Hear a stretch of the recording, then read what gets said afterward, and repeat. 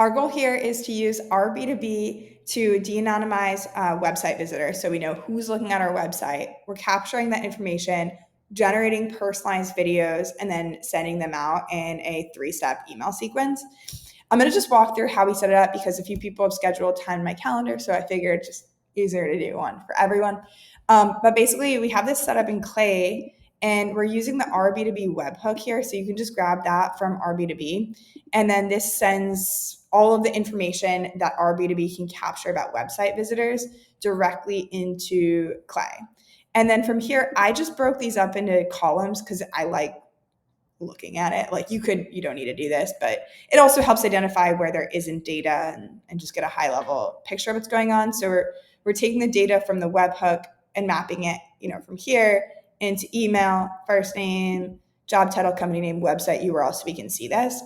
And then we're using this enrichment that Clay built with SendSpark to take this data and send it into SendSpark to generate personalized videos. So what that looks like is this. You can see we have a campaign set up where we have one video that I recorded using the placeholder word watermelon. That kind of just says, hey, thanks for checking out the website, and offers a little teaser of SendSpark. I'll play it for you now. Hey, Watermelon. Thanks for taking a look at SendSpark. Here is a quick video to show you some of the superpowers that we've built in for sales outreach and marketing automation.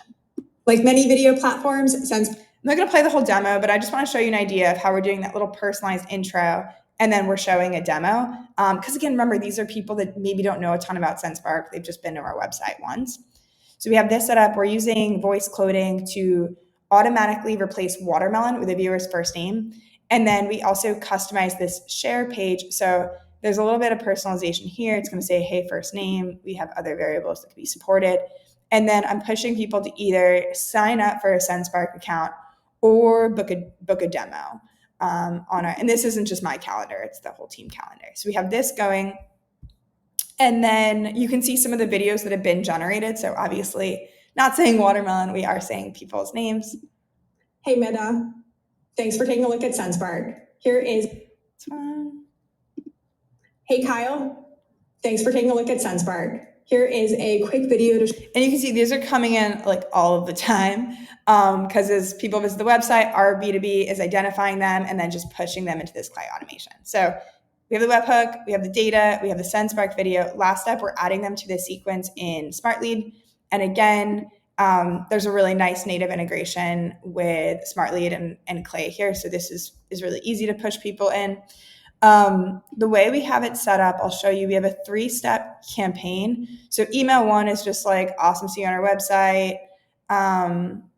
Wanted to see if we could schedule a demo. We do have a calendar button here, but it's really simple.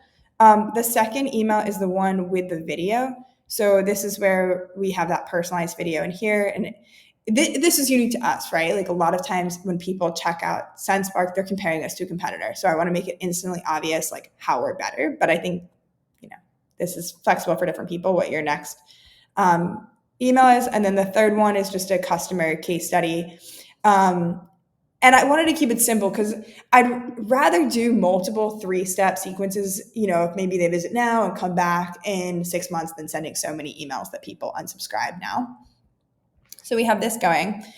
We've been running this for a couple weeks now, so I'll show you the results. And keep in mind, this is like the first campaign we set up here. So I think we could definitely optimize the subject line and change a few things. But even then, when you look at the data, you can see we have those 3 steps.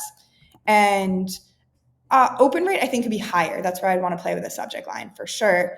But what you can see is the email with a video has nearly a 40% click-through rate, which I think is great because these are people that are so early in the buyer journey. They're just on our website. But at the same time, they're clicking and watching the video.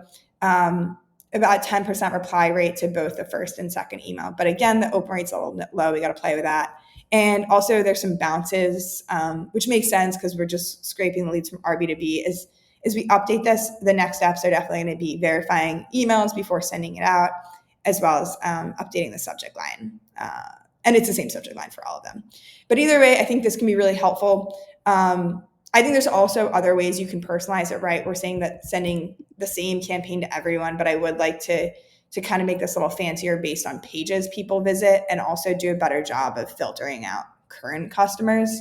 So might level this up even more, but wanted to share and hope this can spark some ideas. All right, cheers. Happy autumn.